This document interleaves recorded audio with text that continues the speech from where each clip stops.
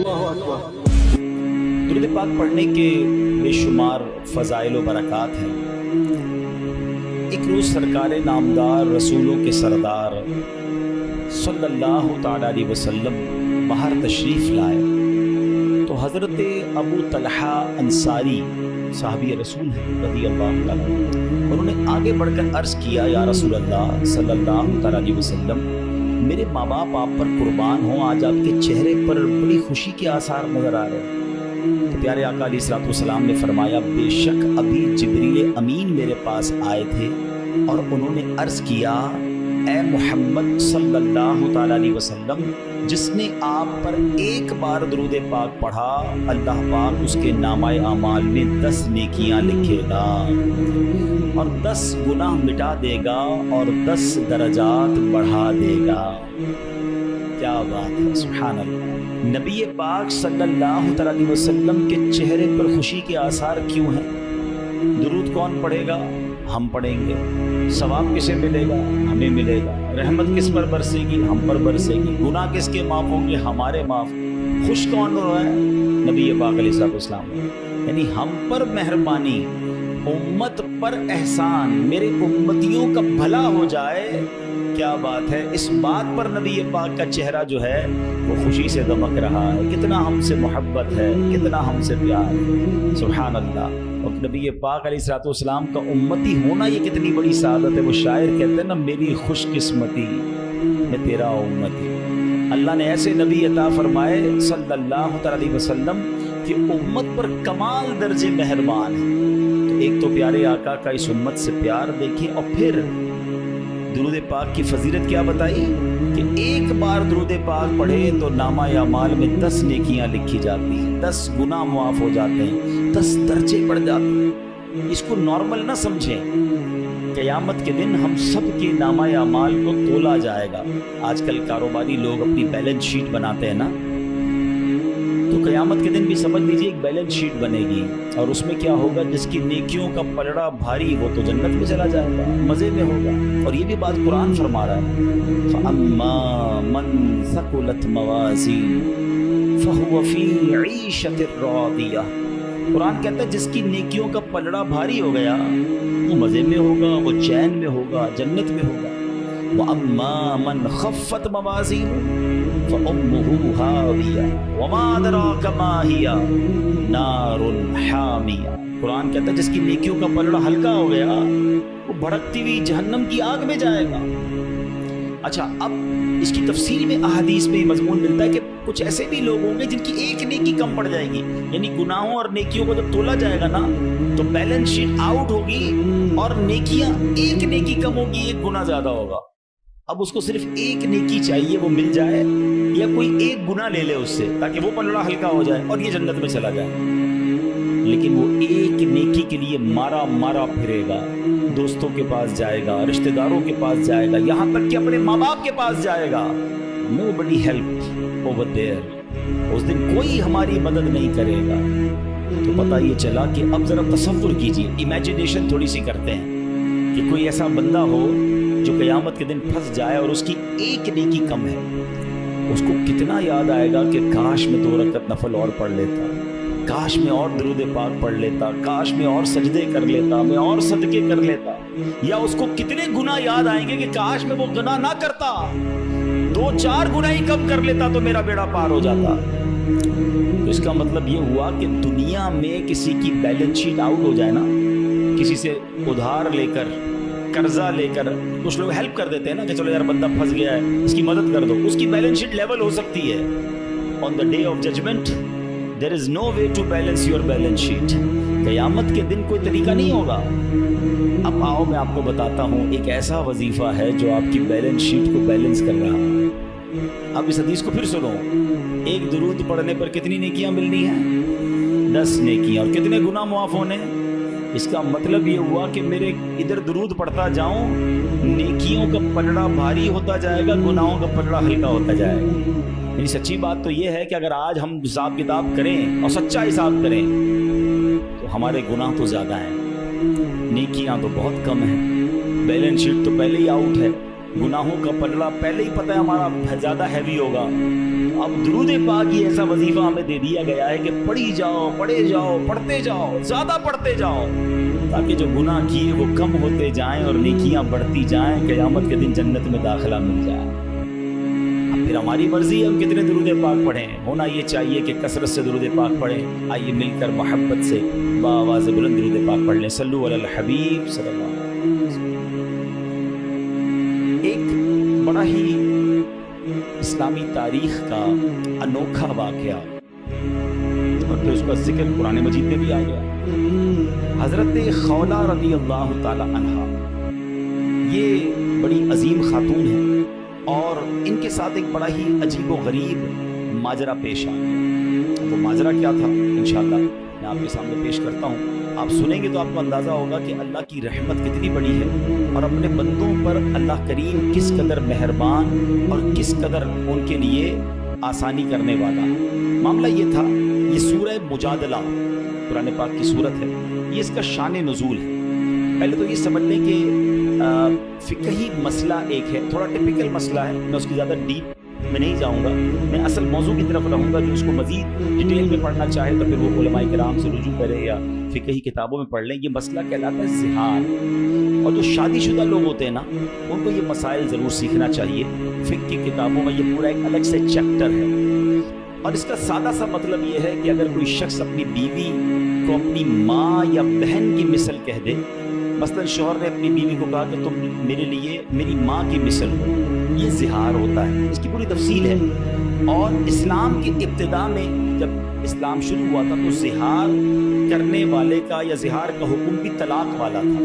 یعنی اگر کوئی شخص اپنی زوجہ کو یہ کہہ دے کہ تم میری ماں کی مثل ہو تو اس کی بیوی اس پر حرام ہو جاتی تھی۔ یہ اسلام کے شروع میں حکم تھا۔ اب ایک صحابیہ ہیں حضرت خولہ بنت ثعلبہ رضی اللہ تعالیٰ عنہ، ایک مرتبہ ان کے شوہر نے انہیں کہہ دیا کہ تم تو میری ماں کی مثل ہو۔ کہنے کو تو کہہ گئے مگر پھر انہیں شرمندگی ہوئی کہ یہ میں نے کیا کہہ دیا۔ اب پریشانی ہو گئی کہ اس طرح تو نکاح ختم ہو جاتا ہے، بیوی اپنے شوہر پر حرام ہو جاتی ہے۔ اسی پریشانی کے عالم میں حضرت خولہ بنت ثعلبہ رضی اللہ تعالیٰ عنہ بارگاہ رسالت میں حاضر ہوئی اور نبی پاک کی بارگاہ میں سارا واقعہ بیان کیا کہ حضور ایسا ایسا ہو گیا ہے۔ پیارے آقا علیہ الصلوۃ والسلام سے عرض کی کہ حضور میرا مال ختم ہو چکا ہے، میرے ماں باپ وفات پا چکے ہیں، عمر میں بھی میری زیادہ ہو گئی ہے، بچے بھی میرے چھوٹے چھوٹے ہیں، میں اگر انہیں اپنے باپ کے پاس چھوڑوں تو ماں کے بغیر ننھے بچوں کی پرورش کیسے ہو سکے گی، اور اپنے پاس رکھوں تو پیسے تو ہے نہیں میرے پاس، بھوکے مر جائیں گے۔ اب ایسی کیا صورت ہو کہ میری اور میرے شوہر کے درمیان جدائی نہ ہو۔ رسول رحمت شفیع امت صلی اللہ علیہ وسلم نے ساری عرض سن کر فرمایا تمہارے مسئلے کے متعلق میرے پاس کوئی حکم نہیں ہے، یعنی ابھی تک زہار کے متعلق کوئی نیا حکم نازل نہیں ہوا تھا، اور پرانا دستور تو یہی تھا کہ جو زہار کرے گا عورت اس کی حرام ہو جائے گی، قانون یہی تھا۔ حضرت خولہ بڑی پریشان، دل غم سے ڈوب گیا، اور رہ کر انہیں بچوں کا خیال آ رہا تھا۔ بار بار بارگاہ رسالت میں عرض کی کہ حضور میرے شوہر نے طلاق کا لفظ نہیں بولا تھا، وہ میرے بچوں کے ابو ہیں، یا رسول اللہ صلی اللہ علیہ وسلم کوئی تو صورت بتائیے۔ لیکن رسول اکرم علیہ الصلوۃ والسلام نے یہی جواب دیا کہ میرے پاس تو وہی حکم ہے، یعنی اس کے لیے کوئی نیا حکم ابھی نازل نہیں ہوا۔ اب جب دیکھا کہ کوئی جو خواہش ہے، جو تمنا ہے، ایسا کوئی رزلٹ مل نہیں رہا، ایسا کوئی جواب آ نہیں رہا، تو اللہ اکبر، بے قرار دل کے ساتھ حضرت خولہ نے اللہ کی بارگاہ میں ہاتھ اٹھایا، رب کی بارگاہ میں گریہ وزاری، آنسو بہا کر عرض کی کہ اللہ میری محتاجی، بے کسی، پریشان حالی پر رحم فرما، اپنے محبوب علیہ الصلوۃ والسلام پر ایسا حکم نازل فرما جس سے میری مصیبت دور ہو جائے۔ آپ روتی رہی، اللہ کی بارگاہ میں دعا کرتی رہی۔ اللہ اکبر، غمگین دل سے پکارا تھا نا، توجہ کے ساتھ پکارا تھا، گریہ وزاری کے ساتھ پکارا تھا۔ رب کریم کی بارگاہ میں دعا کیسی قبول ہوئی کہ جبریل امین وحی لے کر حاضر ہو، نبی پاک کی بارگاہ میں قرآن پاک کی آیت لے کر آئے، اور یہ سورہ مجادلہ 28ویں پارے کی یہ سورت ہے، اور سورہ مجادلہ کی ابتدائی آیتیں نازل ہوئیں۔ اب اللہ قرآن مجید میں کیا ارشاد فرماتا ہے؟ بسم اللہ الرحمن الرحیم، الذین یظاہرون منکم من نسائہم ما ہن امہاتہم ان امہاتہم الا اللائی ولدنہم وانہم لیقولون منکرا من القول وزورا وان اللہ لعفو غفور۔ اللہ قرآن میں فرماتا تم میں سے وہ لوگ جو اپنی بیویوں کو اپنی ماں جیسی کہہ بیٹھتے ہیں وہ ان کی مائیں نہیں، ان کی مائیں تو وہی ہیں جنہوں نے انہیں جنم دیا، اور بے شک وہ ضرور ناپسندیدہ اور بالکل جھوٹ بات کہتے ہیں، اور بے شک اللہ ضرور بہت معاف کرنے والا بہت بخشنے والا اللہ۔ اور بھی اس کی آیتیں ہیں اس سورت کی۔ تو اب خلاصہ کیا ہوا کہ حضرت خولہ رضی اللہ تعالی عنہا کی دعا کی برکت سے زہار کا پہلے والا حکم منسوخ کر دیا گیا اور نیا حکم نازل ہوا، یعنی اب قیامت تک کے لیے اصول بن گیا کہ زہار جو ہے وہ طلاق کے حکم میں نہیں ہے، البتہ بہت ناپسندیدہ ہے، جھوٹی بات ہے، اس سے بچنا لازم ہے۔ اگر کوئی جانے یا انجانے میں اپنی زوجہ سے زہار کر بیٹھے تو مثلاً اسے اپنی ماں کی طرح کہہ بیٹھے تو اس کا حکم تو یہی ہوگا کہ وہ زوجہ کے قریب نہیں جا سکے گا، لیکن یہ طلاق نہیں ہے۔ اب اس کی کفارے ہیں، اس کی پوری ڈیٹیل ہے، میں یہ نہیں چاہوں گا کہ اس کی میں مزید ڈیٹیل میں جاؤں، اللہ نہ کرے ایسا کوئی معاملہ ہو جائے، اس کی تفصیل پڑھنی ہو تو بحر شریف میں موجود ہے، ورنہ مفتیان کرام سے رجوع کیا جائے۔ میرا یہاں پر جو ٹاپک ہے، جو بات جس موضوع کو مجھے لے کر چلنا ہے آج کے بیان میں، کہ غمگین دل سے، دکھے دل سے، بے قراری کے ساتھ اور پھر توجہ کے ساتھ جب بارگاہ الہی میں دعا کی جاتی ہے نا تو بڑی بڑی مشکلیں ٹل جایا کرتی ہیں، بڑے بڑے مسئلے حل ہو جایا کرتے ہیں۔ یعنی یہ اتنی غمگین تھی، اتنی دکھی تھی، اپنے بچوں کی فکر تھی، اور جب بارگاہ الہی میں دعا کی تو آپ سوچیں یہ چھوٹی بات نہیں ہے، یعنی ایک حکم پہلے آ چکا تھا، مگر اس غمزدہ خاتون کی دعا نے رحمت الہی کو ایسے پکارا کہ وہ حکم منسوخ کیا گیا، ایک نیا حکم جاری کیا گیا، اور رہتی دنیا کے لیے سبحان اللہ گویا ایک آسانی بھی عطا ہو گئی، اور یہ حکم بھی قرآن پاک میں نازل ہو گیا۔ یعنی یہ دوسرے لفظوں میں یہ کہا جا سکتا ہے کہ حضرت خولہ کی وہ دعا ایسی قبول ہوئی کہ اس کا ذکر یا اس کا ثمرہ جو ہے وہ قرآن پاک میں آیت کی صورت میں نازل ہو گیا۔ صبح قیامت تک قرآن پڑھا جاتا رہے گا، جب جب پڑھا جائے گا حضرت خولہ کی دعا کو یاد کیا جائے گا۔ یہ ہے دعا۔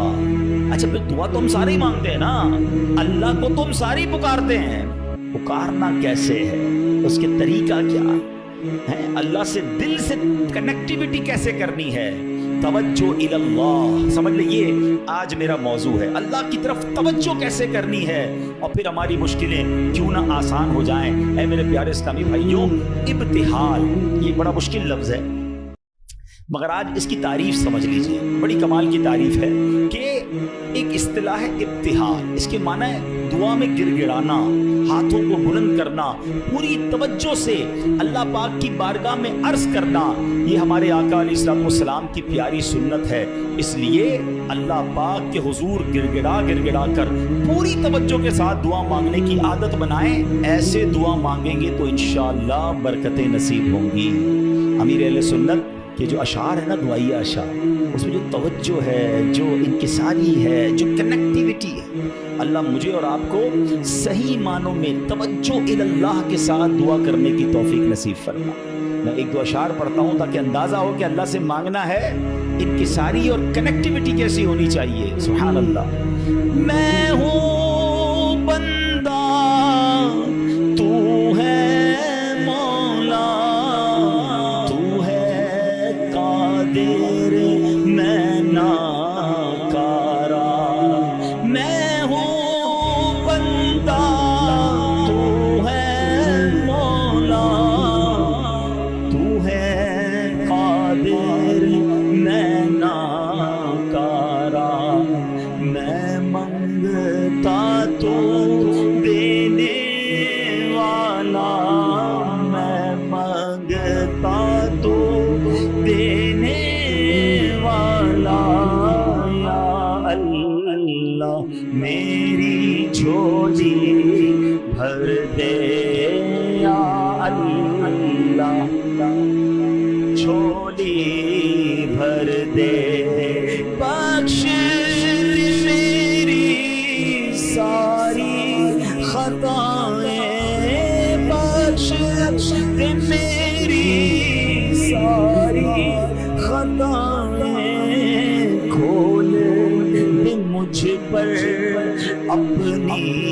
عطائیں کھول دے ہم پر اپنی عطائیں، بخش ہماری ساری خطائیں، کھول دے ہم پر اپنی عطائیں، برسا دے رحمت کی برکھا، برسا دے رحمت کی برکھا، یا اللہ میری جھولی بھر دے، یا اللہ۔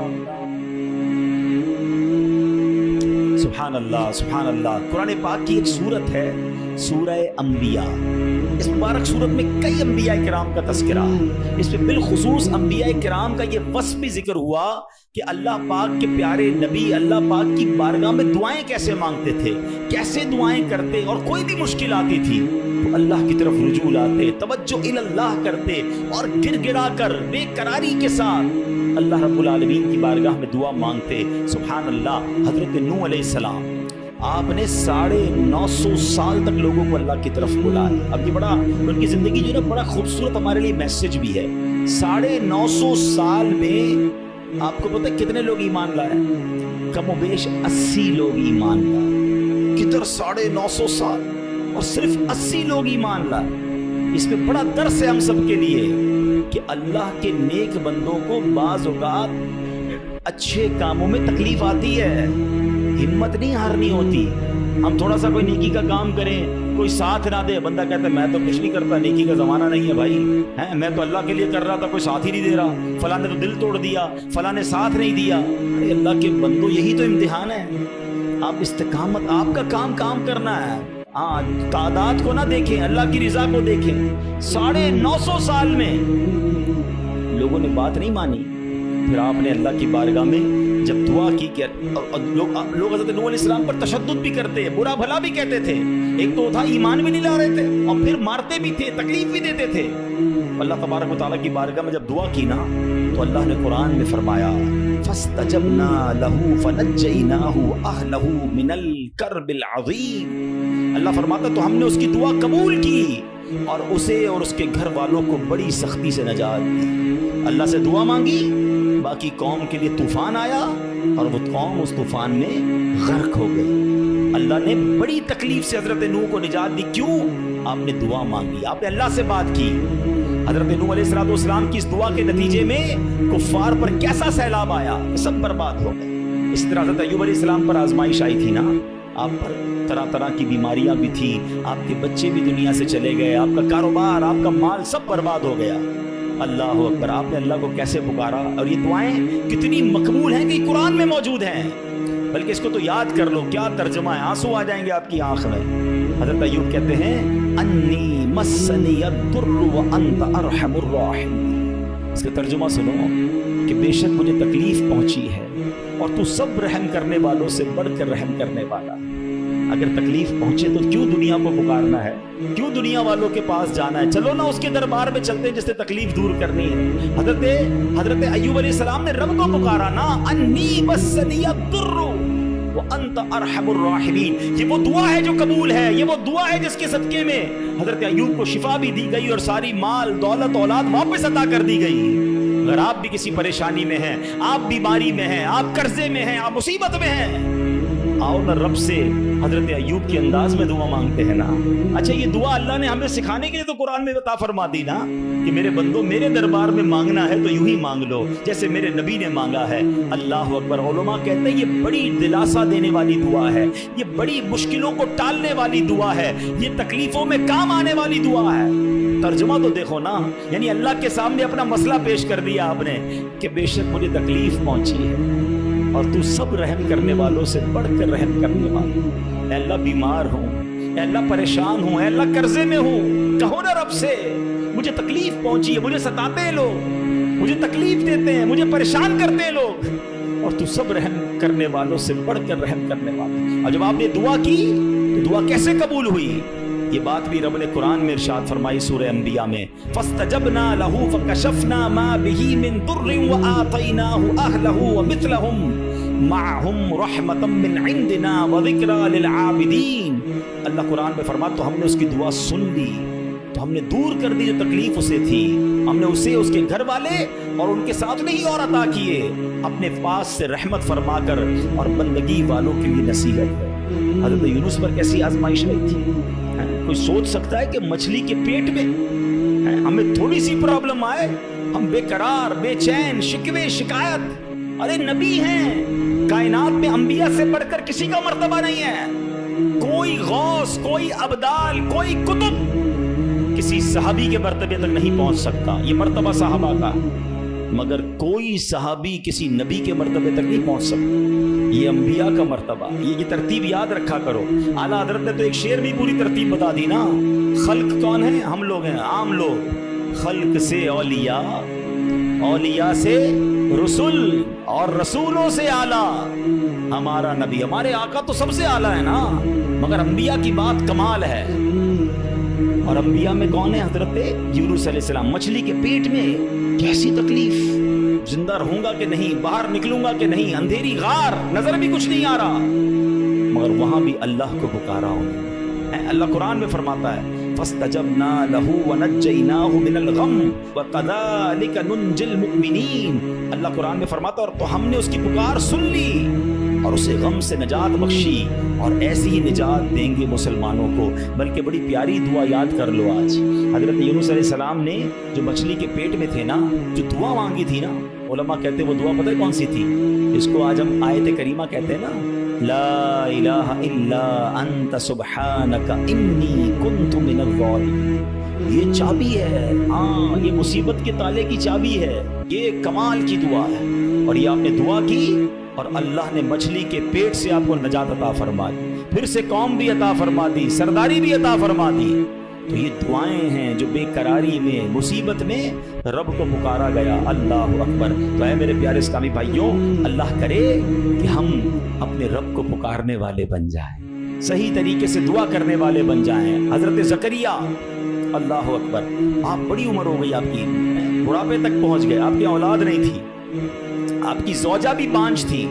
آج کل ڈاکٹر کہہ دیتے ہیں نا کہ اولاد نہیں ہو سکتی، ہم ڈاکٹروں کی بڑی مانتے ہیں، ارے ڈاکٹر کچھ بھی کہہ دے، ان اللہ علی کل شیء قدیر، میرا رب جو چاہے وہ کرنے پر قادر ہے۔ اپنی آنکھوں سے دیکھا ہے، آپ نے بھی دیکھا ہوگا، کسی کو ڈاکٹر کہتے ہیں جناب کوئی مرض نہیں ہے، 100% فٹ ہے، 2 دن بعد دنیا سے چلا جاتا ہے، کیسے مرا ڈاکٹر کو بھی پتہ نہیں، موت آ گئی نا۔ اور کبھی ڈاکٹر کہتے ہیں 3 دن کا مہمان ہے، شاید اس ڈاکٹر کا انتقال ہو جاتا ہے، وہ بندہ پھر بھی زندہ گھوم رہا ہوتا ہے۔ اللہ کی شان ہے، ڈاکٹر ہے، وہ اپنی سائنس چلائیں، مگر یہ نہ سمجھو کہ جو اس نے کہہ دیا یہ آخری ہے۔ قدرت میرے رب کی ہے، شان میرے رب کی ہے، وہ ہر چاہے پر قادر ہے، اس پر بھروسہ تو رکھو نا۔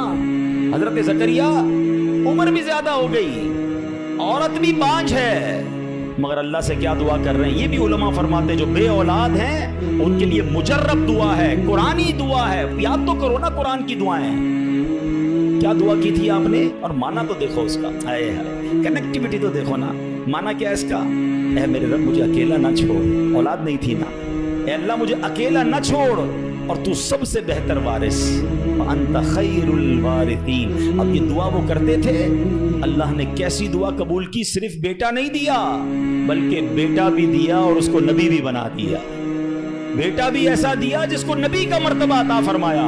اللہ فرماتا ہے قرآن میں فَاسْتَجَبْنَا لَهُ وَوَهَبْنَا لَهُ يَحْيَىٰ وَأَصْلَحْنَا لَهُ زَوْجَهُ، تو ہم نے اس کی دعا قبول کی اور اسے یحییٰ عطا فرمایا اور اس کے لیے اور اس کی بیوی سنواری۔ اب اس میں بتایا کہ صرف اللہ نے بیٹا نہیں دیا، بیٹے کا نام بھی رب نے عطا فرمایا اور نبوت کی یوں سمجھیے کہ سرفرازی بھی عطا فرما دی۔ یہ ہے دعا، مگر دعا دل سے، توجہ اللہ، کنیکٹیوٹی کے ساتھ، پھر دیکھو کیسے کام بنتے ہیں، پھر دیکھو کیسے مصیبت ٹلتی ہیں۔ اللہ پاک خود فرماتا ہے وَيَدْعُونَنَا رَغَبًا وَرَهَبًا وَكَانُوا لَنَا خَاشِعِينَ، اور ہمیں پکارتے تھے امید اور خوف سے، اور ہمارے حضور گر گڑاتے ہیں۔ پتہ چلا کہ گر گڑانا، توجہ کے ساتھ خوف بھی ہو امید بھی ہو، پھر یہ کام بن جاتے ہیں۔ ذرا دیکھو نا میرے پیارے اسلامی بھائیوں، ہماری زندگی میں کتنے مسائل ہیں، کبھی کبھی ہمارے معاملات بڑے اٹک جاتے ہیں۔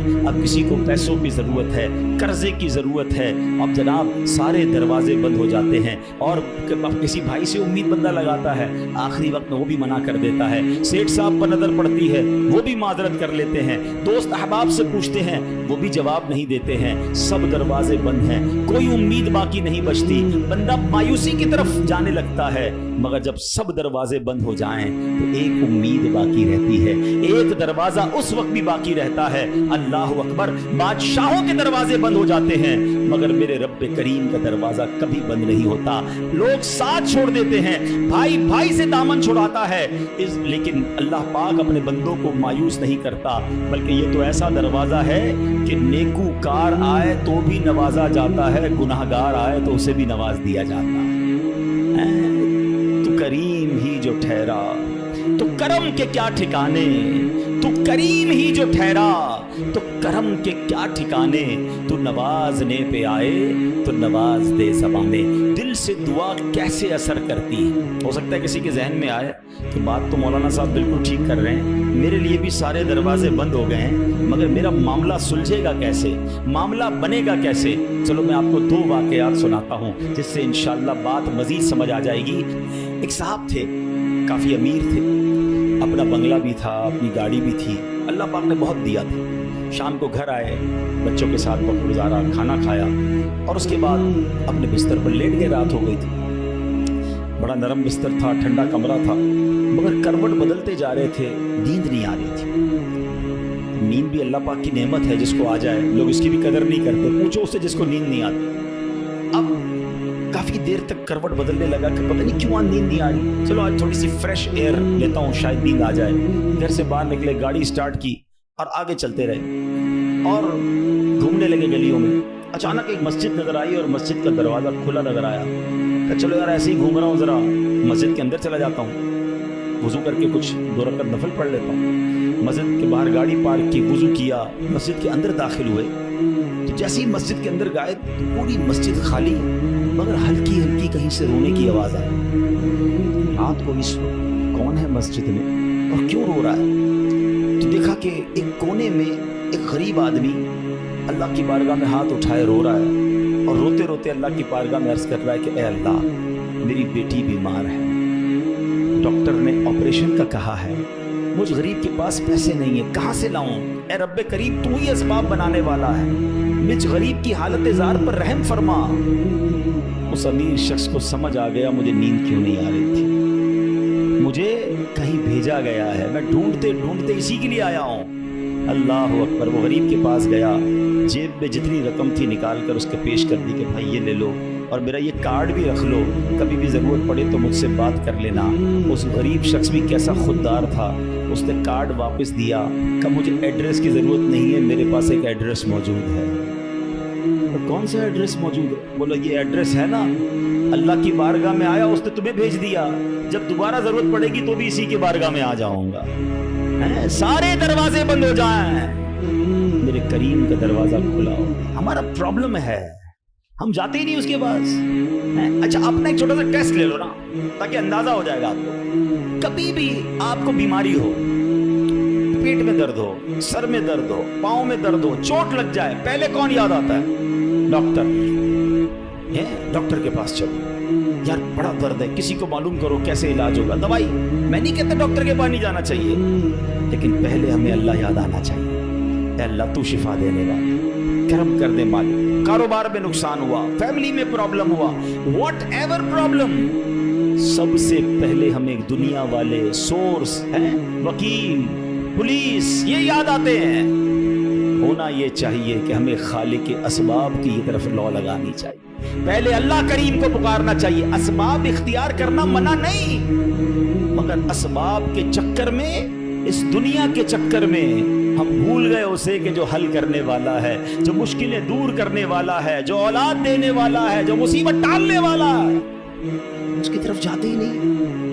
پورا دن دفتروں کے دھکے کھاتے ہیں مگر 2 رکعت پڑھ کر اس کی بارگاہ میں سر نہیں جھکاتے۔ دیکھو اللہ کیسے کام بناتا ہے۔ ایک اور واقعہ سنا، ایک بہت مشہور ڈاکٹر تھا، میں نے واقعہ کتاب میں پڑھا۔ مثال کے طور پر اس کا نام ڈاکٹر احمد تھا۔ ساری زندگی اس نے بڑے آپریشن کیے، اس کا بڑا نام تھا۔ اب حکومت نے اعلان کیا کہ اس کو گولڈ میڈل دینا ہے، لائف ٹائم اچیومنٹ ایوارڈ۔ پوری زندگی اتنا کام کیا اس ڈاکٹر کو ملک کے دارالحکومت میں بلایا جائے گا اور ایک بڑی تقریب ہوگی اور اس کو گولڈ میڈل دیا جائے۔ ڈاکٹر بڑا خوش، اتنا بڑا ایوارڈ ملنے والا ہے۔ ڈاکٹر صاحب نے فلائٹ بک کی، جہاز میں بیٹھے، جیسے ہی جہاز اڑا تو کچھ دیر کے بعد جہاز موسم خراب ہو گیا اور جہاز میں کوئی پرابلم ہو گئی، تو جہاز کو راستے میں کسی چھوٹے سے ایئرپورٹ پر اتار لیا گیا۔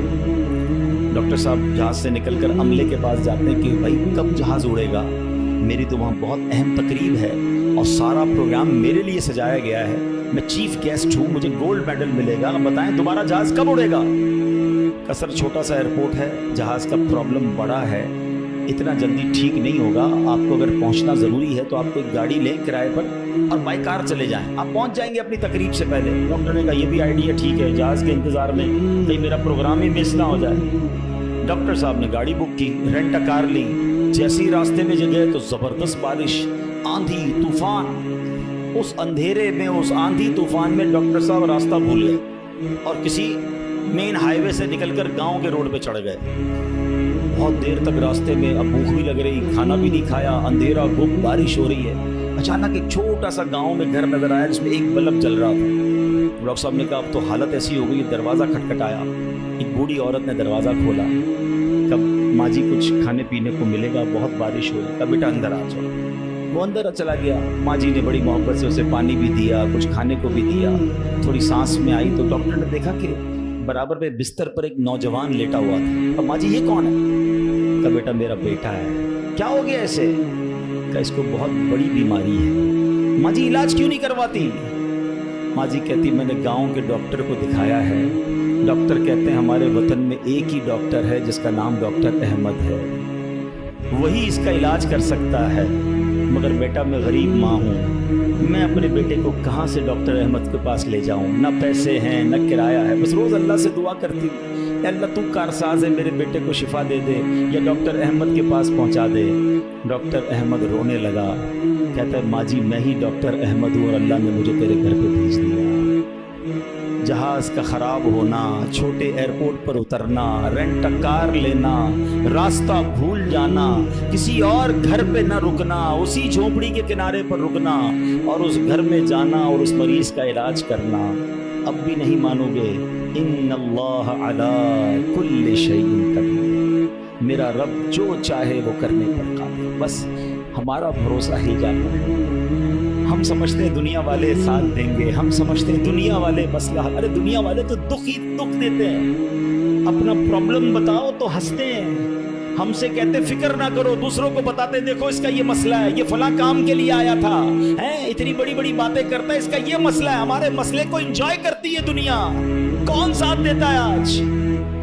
مگر جو ہمارے عیبوں پر پردہ ڈالنے والا، جو ہمیں بچپن سے لے کر آج تک نوازنے والا، جو ہمارے گناہ ہونے کے باوجود ہمیں عطا کرنے والا ہے، وہ ہمارا رب کریم ہے۔ ارے جو ہماری ماں سے زیادہ ہمیں چاہنے والا ہے، ہم اسے کیوں نہیں پکارتے، اس کی طرف توجہ کیوں نہیں کرتے؟ حالانکہ اس کی رحمت تو اس کے دروازے کھلے ہوئے ہیں، وہ تو دینا چاہتا ہے، مگر کاش جو توجہ ریکوائرڈ ہے، جو دل سے دعا مانگنا ہے، وہ اللہ مجھے اور آپ کو نصیب فرمائے، اور پھر اللہ کو پکارے نا۔ میں نے کہا نا گناہ گاروں کا بھی وہ رب ہے، وہ نیکوں کا رب تو ہے، وہ گناہ گاروں کو کیسے نوازتا ہے۔ ایک اور واقعہ سن، عیون الحکایات، یہ بڑی پیاری کتاب ہے مکتبۃ المدینہ سے، اگر آپ اسے لیں گے تو اس میں بڑی زبردست واقعات موجود ہیں۔ ماجرا یہ ہے کہ حضرت بکر بن عبداللہ فرماتے ہیں کہ پچھلی قوموں میں ایک بہت سرکش، غیر مسلم اور ظالم بادشاہ تھا، وہ اللہ پاک کی نافرمانی میں حد سے بڑا ہوا تھا۔ ایک مرتبہ ایک جنگ میں بادشاہ کو گرفتار کر لیا گیا اب اتنا ظالم تھا کہ جنہوں نے گرفتار کیا تھا انہوں نے کہا اب اس ظالم بادشاہ کو تو تڑپا تڑپا کے مارنا ہے. تو طے یہ پایا کہ اس کو ایسا کرو کہ تانبے کی ایک دیگ میں ڈالتے ہیں اور اس کو اونچی جگہ پر لٹکاتے ہیں اور نیچے آگ جلاتے ہیں تاکہ یہ جل بھون کر مر جائے. ایسے ہی کیا گیا. تانبے کی دیگ بنائی گئی, نیچے آگ لگا دی گئی. اب آہستہ آہستہ جو ہے وہ دیگ گرم ہوئی. بادشاہ کی حالت خراب ہوئی. دیگ گرم ہو جائے تو جسم جھلسنے لگا. اس نے پہلے تو جھوٹے خداؤں کو پکارا, مگر جس ساری زندگی جن کے آگے پیشانی رگڑی تھی انہوں نے کیا جواب دینا تھا؟ کسی نے کوئی جواب نہیں دیا, کوئی مدد نہیں آئی. اللہ اکبر. اب جب سب امیدیں ٹوٹ گئی نا, سب اس کو پتہ چل گیا کہ اب میرا آخری وقت آ گیا, اب میں گیا, اب میں مارا جاؤں گا. تو اب یہ بادشاہ جو تھا مسلمان نہیں تھا, اس نے مسلمانوں کے رب یعنی خداوند قدوس کو پکارنا شروع کر دیا. وہ کہتا ہے یا اللہ, یا رحمان, یا رحیم, مدد فرما دے, اور بلند آواز سے لا الہ الا اللہ پڑھنا شروع کر دیا. اب بادشاہ نے اس مشکل گھڑی میں اللہ سے توبہ بھی کی کہ اللہ مجھے معاف کر دے اور بس مجھے بچا لے, اب میں تیری عبادت کروں گا, اب تک جو کیا مجھے معاف کر دے. بلند آواز لا الہ الا اللہ. اس دیگ میں بیٹھا ہوا ہے, نیچے آگ لگی ہوئی ہے. دیکھو کریم نے اس کی پکار کیسے سنی کہ بارش برسنا شروع ہو گئی. جیسے بارش برسی تو وہ آگ بجھ گئی, تو وہ گرمی تو آلموسٹ ختم ہو گئی.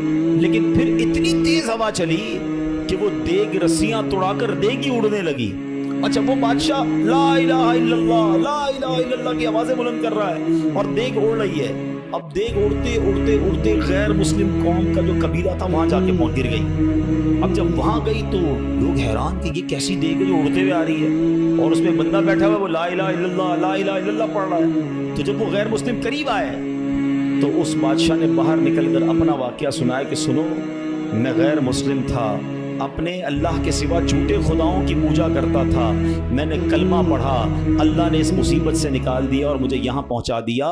پورا گاؤں کلمہ پڑھ کر مسلمان ہو گیا. اللہ کی جو نا قدرت کے نظارے ہیں. اللہ ایسے نکالتا ہے بندے کو کہ سمجھ بھی نہیں آتی. بات وہی ہے کہ دل سے اسے پکارنا ہے, مگر دل سے گر گڑا کر توجہ کے ساتھ, فوکس کے ساتھ. پھر دیکھو آپ کی مشکلیں کیسے ٹل جاتی ہیں. تو اللہ کرے کہ ہم پیارے آقا علیہ الصلوۃ والسلام کی سنت پر عمل کرنے والے بن جائیں. ایک بار خود نبی پاک کے ساتھ بڑا حیران کن واقعہ پیش آیا. یہ 3 ہجری غزوہ غطفان کا موقع تھا. پیارے آقا علیہ الصلوۃ والسلام صحابہ کرام کو لے کر سفر پر روانہ ہوئے. ایک مقام پر پڑاؤ کیا تو صحابہ کرام کچھ فاصلے پر ٹھہرے اور نبی پاک علیہ الصلوۃ والسلام اکیلے ایک درخت کے نیچے تشریف فرما ہو گئے. غیر مسلم جو ہر وقت نبی پاک کو معاذ اللہ نقصان پہنچانے کی ٹرائی کرتے رہتے تھے, پلان کرتے رہتے تھے, ان میں سے غیر مسلم اچانک کہیں سے آیا ہاتھ میں ننگی تلوار, اور نبی پاک اکیلے, کوئی اس وقت صحابہ بھی قریب نہیں تھے. پیارے آقا علیہ الصلوۃ والسلام کے بالکل سامنے آ گیا اور بڑے تکبر کے ساتھ, بڑے جس کو کر و فر کے ساتھ کہتا ہے اے محمد صلی اللہ علیہ وسلم, اب بتائیے آپ کو مجھ سے کون بچائے گا؟ آپ کے ساتھ تو کوئی بھی نہیں ہے, آپ اکیلے ہیں, میرے ہاتھ میں تلوار ہے. اللہ اکبر. نبی پاک کی توجہ اللہ کی طرف کیسی تھی. آپ نے صرف ایک جملہ کہا, ایک لفظ کہا, فرمایا اللہ. کیا نام ہے, دل کو کیسا سکون نصیب ہوتا ہے. میں اسے پکار رہا ہوں جو میرا خالق ہے, جو میرا مالک ہے, جو میرا پروردگار. پکارا کرو اسے, نام لیا کرو اس کا, کہو اللہ اللہ اللہ اللہ, پکارو اسے اللہ اللہ اللہ اللہ. ہائے ہائے ہائے, نبی پاک کی زبان سے لفظ اللہ نکلا تو غیر مسلم تو کانپنے لگ گیا, تلوار اس کے ہاتھ سے چھوٹ گئی. اب نبی پاک نے تلوار اٹھا کر کہا اب بتاؤ تمہیں مجھ سے کون بچائے. تھوڑی دیر پہلے تو وہ کہہ رہا تھا نا آپ کو کون بچائے گا, اب آقا کے ہاتھ میں تلوار ہے صلی اللہ علیہ وسلم, اب بتاؤ تمہیں کون بچائے گا. وہ کہتا ہے حضور مجھے بچانے والا تو کوئی بھی نہیں ہے, وہ مسلمان تو تھا نہیں. نبی پاک علیہ الصلوۃ والسلام نے اس کی بے کسی پر رحم فرمایا, اسے معاف کر دیا. آئے ہائے, نبی پاک کے ایسے اعلیٰ اخلاق دیکھے, وہ کلمہ پڑھ کر مسلمان. دشمن آ جائے تو چادر بھی بچھا دیتے ہیں, ہم معاف کریں گے. جان لینے آیا تھا, آقا نے اسے معاف کیا. ہمارے مزاج کے خلاف بات کر دے, ساری زندگی دشمنی لے لیتے, مجھے گالی دی, مجھے برا بھلا کہا, مجھے نقصان پہنچایا. کب تک بدلے لیتے رہو گے یار؟ نبی پاک کے امتی ہو تو معاف کرنا بھی تو سیکھو. آقا علیہ الصلوۃ والسلام جانی دشمن کو معاف کر دیتے. ہم اپنے بھائی کو معاف کرنے کے لیے تیار نہیں ہوتے. نہیں میں نہیں جاؤں گا بھائی کے گھر, ہم نہیں جاتے فلاں رشتہ دار کے گھر, ہم نہیں بلاتے کسی کو دعوت میں. چھوٹی چھوٹی باتیں ہیں. کبھی دعوت نہیں دی تھی آپ کو اس وجہ سے, کبھی سیدھے منہ بات نہیں کر سکے, آپ کو ویلکم نہیں کر سکے, آپ کو تحفہ نہیں بھجوایا. اتنی چھوٹی بات پر آپ نے رشتہ داریاں ختم کر دی. اور ایک طرف کہتے ہو کہ نبی پاک کے امتی, آقا کے غلام. اچھا نعتیں سب کو یاد ہیں, یاد کرو نا, نبی پاک کی سنت پر تو عمل کرو, کسی کو تو معاف کرو. بندہ کہتا میں بتاتا ہوں, مجھے گالی دی ہے, اب میں بتاتا ہوں. وہ ایک گالی دیتا ہے, ادھر سے 7 گالیاں جاتی ہیں. اور صحیح بات یہی ہے, جو کہتا ہے میں بتاتا ہوں, وہ واقعی بتا دیتا ہے وہ کون ہے, اس کے اندر کتنا گند بھرا ہوا ہے. اگر وہ آپ کے ساتھ برا کر رہا ہے تو آپ کو کس نے اجازت دی ہے برا کرنے کی؟ ایک عجیب سا جملہ مشہور کر دیا گیا ہے کہ جناب ہم شریف کے ساتھ شریف ہیں, بدماش کے ساتھ بدماش ہیں. مجھے آج تک سمجھ نہیں ہے کون سا بٹن لگا ہوا ہے آپ کے اندر بھائی. شریف کے ساتھ شریف ہوتے ہو, بدماش آتا ہے, آپ بھی بدماش بن جاتے ہو, تو پھر تو آپ بھی بدماش ہوئے نا بھائی. شریف آدمی شریف کے ساتھ شریف ہوتا ہے, بدماش کے ساتھ بھی شریف ہوتا ہے, تبھی تو بدماش کی اصلاح ہوگی نا. مسلمان ہوا نا یہ شخص, نبی پاک نے معاف کر دیا. تو خدا را آقا کی سنت کو ادا کریں, اور جیسی بھی مشکل, جتنی بڑی مشکل ہو, آپ بس دعا کریں, اللہ کو پکاریں, اللہ کو یاد کریں, توجہ اللہ کی طرف جائے.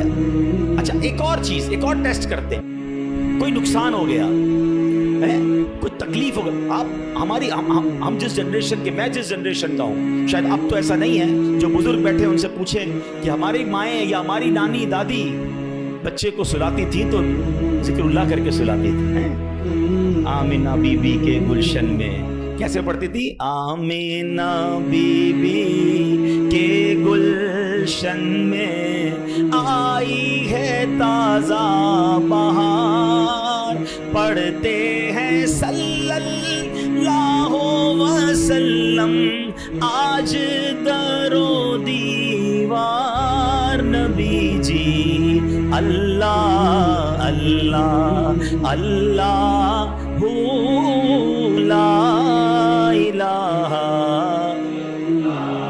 ہو اللہ اللہ اللہ لا. رات بچے کو سلا رہے ہیں تو ذکر الہی ہو رہا ہے, نعتیں سنائی جا رہی ہیں, بچے کو کچھ لگ جائے تو حسبی اللہ, یا اللہ خیر ہے. اب تو عجیب عجیب باتیں ہیں. رات کو موبائل پکڑا دیا ہاتھ میں, گانا دیکھتے ہوئے, میوزک دیکھتے ہوئے, کارٹون دیکھتے ہوئے, ابا بھی سو رہا ہے, بچہ بھی سو رہا ہے. صبح اٹھتے ہی بھائی وضو کروا کے فجر پڑھایا جاتا تھا, کلمہ پڑھایا جاتا تھا. مجھے اپنا یاد ہے کہ ہم جب چھوٹے تھے تو اسکول جانا ہوتا تھا, تو فجر کی نماز کے بعد پھر سو گئے, تو ہمارے اس وقت ریڈیو پاکستان پہ, جو میری عمر کے لوگوں کو پتا ہوگا, اب تو پتہ نہیں ہے, صبح 7 بجے جو ہے نا وہ درود پاک چلتا تھا. اللہم صلی علی سیدنا محمد النبی الامی وعلی آلہ وصحبہ. مجھے یاد آ رہا ہوگا یہ کنٹینیو چلتا تھا, تو والدہ وہ اس کو آن کر کے بڑی آواز کر دیتے تھے, تو خود ہی آنکھ کھل جاتی تھی, خود ہی. اب درود سے اٹھایا جا رہا ہے. یہ انداز تھا ہمارے گھروں کا کہ صبح سلاتے اٹھاتے وقت, رات سلاتے وقت, بچے گھر سے جا رہا ہے, اللہ رسول کے حوالے, غوث پاک کے حوالے. یعنی ہماری ٹریننگ اس طرح ہوتی تھی کہ بات بات پر اللہ کا ذکر, اللہ کے رسول کا ذکر. اب تو کوئی تکلیف ہو, پتہ نہیں انگریزی میں پتہ نہیں کیا کیا آوازیں نکال رہے ہوتے ہیں, معاذ اللہ گالیاں منہ سے آ رہی ہوتی, لیکن ہے ہی نہیں. پہلے تو زبان سے یا اللہ خیر, فوراً ذکر الہی. یعنی ہماری ٹریننگ یہ ہوا کرتی, اور ہونی بھی یہی چاہیے مسلمان کی, کہ ہم تکلیف میں بھی. اچھا پھر ایک اور عجیب بات پتہ ہے کیا ہے, چلیں اب میں دوسری طرف لے آتا ہوں اپنی گفتگو کو, کہ تکلیف میں تو ہم اللہ کو یاد کرتے ہیں, پھر تکلیف ختم ہو جائے تو پھر کہاں چلے جاتے ہیں. اچھا بعض اوقات پتہ ہے کہ اچانک مسجد میں کوئی نیا آدمی نظر آنے لگتا ہے نا, ٹوپی بھی پہنی ہوئی, ہاتھ میں تسبیح بھی ہے, خیر تو یہ کدھر سے آیا ہے, اور 5 نمازیں بھی پڑھ رہا ہے, بعض اوقات نماز سے بھی پہلے آ جاتا ہے. میں پوچھو خیر تو ہے, بس وہ والدہ ہاسپٹل میں ہے یا فلاں پرابلم ہے. بہت اچھی بات ہے, میں خدا نہ خواستہ ڈسکریج نہیں کر رہا, مگر ادھر وہ پرابلم دور ہوئی, ادھر مریض ٹھیک ہوا, ادھر مسئلہ حل ہوا, وہ بندہ ہی غائب ہو گیا مسجد سے. تو یہ کیا ہے؟ ہم خوشی میں بھی اللہ کے بندے ہیں, ہم غم میں بھی اللہ کے بندے ہیں. ہم غموں میں بھی اسے پکاریں, ہم خوشی میں بھی اسے یاد رکھیں. اور یہ بات میں نہیں کہہ رہا, یہ اللہ کریم نے قرآن مجید فرقان حمید میں ارشاد فرمایا، اور یہ کافروں کی عادت اللہ نے ارشاد فرمائی۔ سنو، اللہ قرآن میں فرماتا ہے وَإِذَا مَسَّ الْإِنسَانَ الضُّرُّ دَعَانَا لِجَنبِهِ أَوْ قَاعِدًا أَوْ قَائِمًا۔ اللہ فرماتا ہے اور جب آدمی کو تکلیف پہنچتی ہے تو لیٹے ہوئے اور بیٹھے ہوئے اور کھڑے ہوئے ہر حالت میں ہم سے دعا کرتا ہے۔ بہت اچھی بات ہے، مگر آگے کیا ہوا؟ اللہ فرماتا ہے پھر جب ہم اس کی تکلیف دور کر دیتے ہیں تو یوں چل دیتا ہے گویا کبھی کسی تکلیف کے پہنچنے پر ہمیں پکارا ہی نہیں تھا، یاد ہی نہیں رہتا اللہ کا گھر۔ سچ بتاؤ ایسا ہم نہیں کرتے؟ پرابلم ہو تو گھر میں قرآن خوانی کراؤ، درود پاک کا ختم کرواؤ، امام صاحب کے پاس چلتے ہیں، دعا کرواتے ہیں، ذرا مسجد میں دعا کروانی ہے۔ ارے بھائی دعا کر دی، تمہارا مسئلہ حل ہو گیا، اب گئے کدھر؟ یہ اللہ پاک سے کیا تعلق بنا رہے ہو؟ ایسا نہ کریں۔ دیکھیں آپ اپنے انداز میں سمجھیں، میں بلا تمثیل سمجھا رہا ہوں۔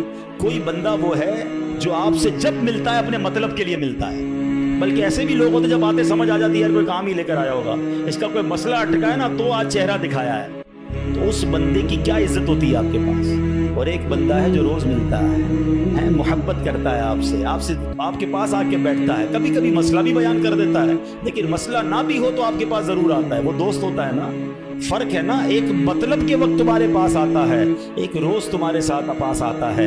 اب بلا تمثیل سمجھو، جو مطلب کے وقت اللہ کی بارگاہ میں جا رہا ہے، جو کسی مشکل کے وقت تو رب کے پاس جاتا ہے، اور جیسے ہی رب اپنے کرم سے مشکل آسان کر دے وہ غائب ہو جاتا ہے، تو ایسا نہ کیا کرو۔ اللہ کے گھر میں آیا کرو، مسجدوں میں بیٹھا کرو، نمازوں کی پابندی کیا کرو، اور اللہ کو ہر حال میں پکارا کرو، پھر دیکھو وہ رب کریم آپ کی کیسی مشکلیں آسان فرمائے گا۔ اور ہمارے اسلاف تو کس طرح اللہ کو غم میں یاد کیا کرتے۔ اللہ اکبر۔ ایک بار بڑا خوبصورت واقعہ پھر انشاءاللہ اپنا بیان میں ختم کرتا ہوں۔ ابو الحسن سری سکتی رحمۃ اللہ علیہ کا واقعہ۔ آپ کی خدمت میں ایک مرتبہ آپ کی ایک پڑوسن آئی اور عرض کرتی کہ اے ابو الحسن، رات میرے بچے کو سپاہی اٹھا کر لے گئے اور وہ اسے بڑی تکلیف دیں گے، آپ کچھ کیجئے، میرے بیٹے کے لیے سفارش کیجئے۔ پڑوسن کی فریاد سن کر سیدنا ابو الحسن نے کیا کیا، جا نماز بچھائی یا کھڑے ہوئے اور خشوع و خضوع کے ساتھ نماز شروع کر دی۔ پڑوسن کہہ رہی میں ان سے سفارش کرانے آئی ہوں، بچہ میرا جیل میں ہے، پتہ نہیں کتنی پٹائی کریں گے اس کی، اور یہ حضرت نماز پڑھنے میں لگ گئے۔ اچھا نماز بھی آپ نے بڑی طویل نا مزیدار خشوع و خضوع سے پڑھ رہے ہیں۔ اچھا جب کافی دیر ہو گئی نا تو وہ عورت کہتی ہے حضرت جلدی کریں، میرے بچے کو قید میں ڈالا ہوا ہے وہ، اور اس کی تکلیف پہنچائیں گے۔ آپ نے جلدی نہیں کی، آپ نے سکون سے نماز پڑھی، اور جب نماز سے سلام پھیرا نا تو کہا اے میری بہن، تمہارا ہی تو معاملہ حل کروا رہا تھا، تمہارا مسئلہ ہی تو حل کر رہا تھا۔ ابھی یہ آپ نے کہا تو پڑوسن بھاگتی ہوئی، اس کی بچی بھاگتی ہوئی، امی گھر آ جائیں، بھائی آ گیا واپس، بیٹا گھر آ گیا۔ آپ نے کہا میں وہی تو مسئلہ حل کر رہا تھا، جدھر سے حل ہونا ہے ادھر آپ نے رجوع کر لیا، یہ طریقہ بتا دیا ہمیں۔ پرابلم ہونا وضو کریں اور 2 رکعت صلاۃ الحاجات پڑھیں۔ ہاں اللہ کے پاس، یا اللہ تیری بارگاہ میں آ گیا ہوں، جو پرابلم ہے، آپ کی رپورٹ غلط آ گئی ہے، آپ کی ڈاکٹر کہتا ہے پرابلم ہے، آپ کو جناب کوئی قرضے کا مسئلہ آ گیا ہے، کوئی بھی پرابلم، مال خراب ہو گیا ہے، 2 رکعت پڑھیں۔ کسی کے پاس پہلے نہ جاؤ، پہلے اللہ کے پاس، اللہ بھیجے گا آپ کو، اللہ آپ کے پاس راستے بنائے گا۔ آپ انشاءاللہ نماز پڑھیں، اللہ کو پکاریں، آپ کو انشاءاللہ ایسا راستہ سجائی دے گا کہ کام سارے سیدھے ہو جائیں۔ ہم پہلے کہیں اور جاتے ہیں، ہم رب کے پاس کیوں نہیں جاتے؟ ہم سب کے پاس جاتے ہیں، ہم رب کے پاس نہیں جاتے۔ ہم سب پر بھروسہ کرتے ہیں، ہم رب پر بھروسہ نہیں کرتے۔ آج کے اس بیان میں ایک بات سیکھ کر جانا کہ میری مشکلوں کو حل کرنے والا کون ہے؟ زور سے بولو نا، ایک بار اور بولو، پریشانی دور کرنے والا کون ہے؟ بیماری دور کرنے والا کون ہے؟ مصیبت ٹالنے والا کون ہے؟ مجھے عزت دینے والا کون ہے؟ مجھے ذلت سے بچانے والا کون ہے؟ مجھے دشمنوں سے بچانے والا کون ہے؟ میرے غموں کو دور کرنے والا کون ہے؟ میری بے قراری کو دور کرنے والا کون ہے؟ دل میں چین ڈالنے والا کون ہے؟ ارے مجھے اپنے گھر کعبے کو دکھانے والا کون ہے؟ مجھے حج پر بلانے والا کون ہے؟ مجھے مدینے کی حاضری کا شرف دینے والا کون ہے؟ مجھے اپنے محبوب کا سچا عاشق بنانے والا کون ہے؟ مجھے گناہوں کے دلدل سے نکال کر نیکیوں کے راستے پر چلانے والا کون ہے؟ اور سنو انشاءاللہ مجھے جنت میں بھیجنے والا کون ہے؟ جب سب دینا اس نے ہے، سب ملنا اس سے ہے، پھر کیوں جاتے ہو تھے؟ اس کا درد تھام لو، اس سے محبت کرو، اس پر یقین کرو اور اسے پکارو۔ میں نے آج آپ کو قرآن کے ذریعے، حدیث کے ذریعے، واقعات کے ذریعے سمجھایا کہ جب جب اسے پکارا گیا ہے اس نے اپنے کرم کے دروازے کھولے اور اس نے مصیبتوں کو حل کر دیا۔ ہاں کبھی کبھی ایسا ضرور ہوتا ہے کہ میں جو مانگوں وہ مجھے نہیں ملتا، میں جو مانگوں اس میں لیٹ ہو جاتا ہے، اب اس میں شیطان دماغ میں خیالات ڈالتا ہے۔ ساری باتیں تو مولانا صاحب نے کر دی مگر میں تو بہت سالوں سے دعا کر رہا ہوں، میرا تو مسئلہ حل نہیں ہو رہا، میں تو رو رو کے دعا بھی کرتا ہوں، تہجد میں بھی دعا کی، کعبے کے سامنے جا کر بھی دعا کر کے آیا، فلاں بہت بڑی نیک شخصیت سے بھی دعا کرائی۔ اب یہ وسوسہ بھی آج سمجھ لو، اس کو حل کر لیتے نا، اللہ سے ہر حال میں محبت کرنی ہے، ٹھیک ہے؟ اب اس کے بہت سارے جواب بن سکتے ہیں۔ پہلے تو میں آپ کو ایک حدیث سنا دیتا ہوں تاکہ آپ کو تسلی ہو جائے۔ حدیث پاک میں آتا ہے جس کا مضمون ہے کہ جب کوئی فاجر، فاسق، گناہ گار، کافر اللہ کو پکارتا ہے نا تو اللہ فرشتوں کو فرماتا ہے اس کا کام جلدی کر دو، مجھے اس کی آواز پسند نہیں آ رہی۔ اور جب کوئی اللہ کا پیارا اسے پکارتا ہے نا اللہ فرشتوں سے فرماتا ہے ابھی اس کا کام نہ کرنا، اس کو اور پکارنے دو، مجھے اس کا پکارنا پسند آ رہا ہے۔ سچ بتاؤ نا، میں مانگوں اور مجھے مل جائے یہ اچھا ہے، یا کبھی زندگی میں تو کوئی ایک ایسی دعا کر لوں کہ اللہ جبریل سے فرمائے کہ اے جبریل اس کا کام نہیں کرنا، اس کو اور پکارنے دو، اس کو اور گڑگڑانے دو، مجھے اس کا گڑگڑانا پسند آ رہا ہے۔ میری تو زندگی وصول ہو گئی نا کہ میرا پکارنا اگر رب کو پسند آ رہا ہے تو مجھے اور کیا چاہیے۔ وہ پنجابی شاعر کہتے ہیں نا، جے سونا میرے دکھ وچ راضی میں سکھ نو چلے پاواں، پھر مجھے کرنا کیا ہے سکھ کو اگر میرا مالک میرے دکھ میں راضی ہے۔ ارے رب راضی ہے تو سب راضی ہے، پہلے تو یہ یقین لاؤ نا اپنے اندر۔ پھر دوسری بات، چلو لاجیکلی ایک تو حدیث سنا دی، تاخیر میں واویلا نہ کیا کرو، کیا معلوم تمہارے لیے اللہ کی طرف سے کچھ اور اس سے اچھا لکھا ہو۔ اور ایک لاجیکلی بات بھی سمجھ لو تاکہ آئندہ دعا میں تاخیر ہو تو اللہ سے شکوہ مت کرنا، اللہ سے دور مت بھاگ جانا، محبت میں کمی نہ آنے دینا، بھروسے میں کمی نہ آنے دینا۔ آپ کے گھر میں کوئی بچہ ہو، اس کو بخار ہو جائے، ٹھیک ہے نا، کھانسی بھی ہو رہی ہے، وائرل ہو گیا ہے اور وہ رو رہا ہے مجھے آئس کریم کھانی ہے، آپ کھلائیں گے؟ جواب دیجئے۔ اچھا وہ کیا ٹھنڈا پانی جوس پینا ہے، پلائیں گے؟